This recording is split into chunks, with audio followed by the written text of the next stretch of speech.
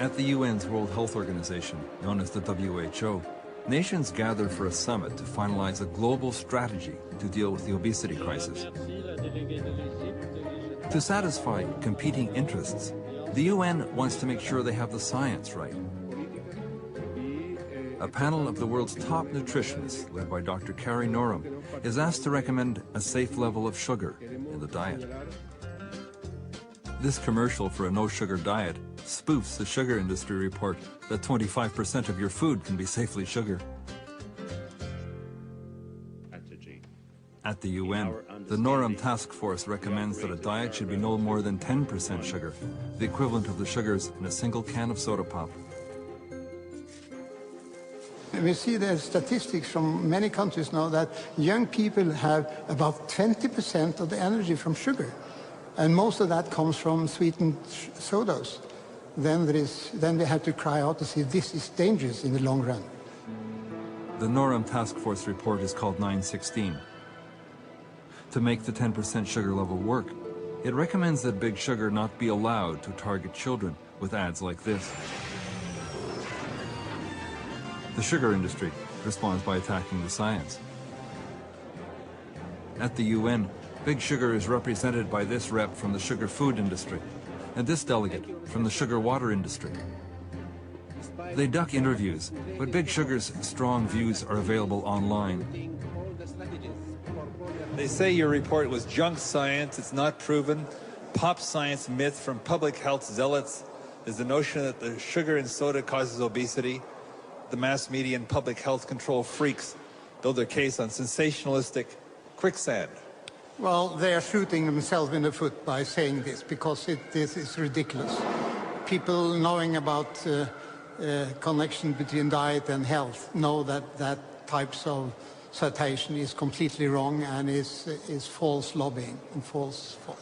So I'm astonished that a serious industry can use arguments like that.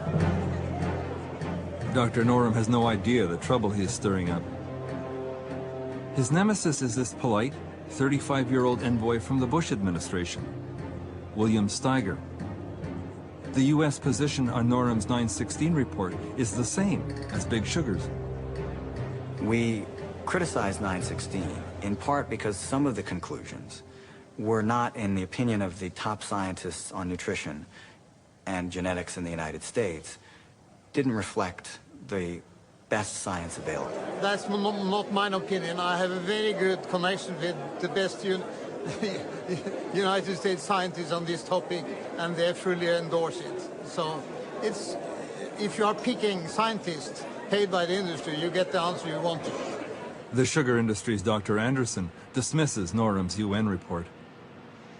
They can have their opinions. I'm just telling you my belief is that the U.S. has produced a science-based report. Whenever I hear the word science-based, and I'm a scientist, my PhD is in molecular biology. Whenever I hear the word science-based, I know that self-interest is at work. They're not really talking about science.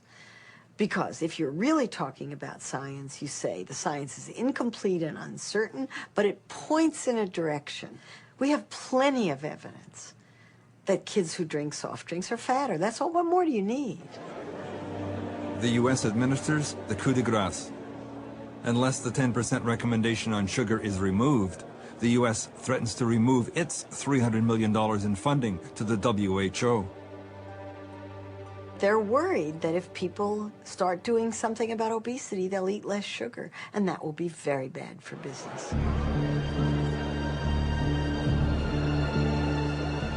The Bush administration and Big Sugar send the scientists packing. We consider that the revised text offers a very balanced compromise between the... A motherhood resolution is prepared. All references to the dangers of too much sugar are dropped.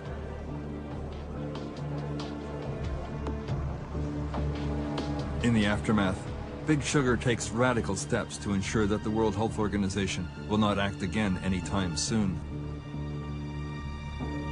Dr. Derek Yock, a key architect of the UN strategy on obesity, is demoted and reassigned. Marion Nessel says the industry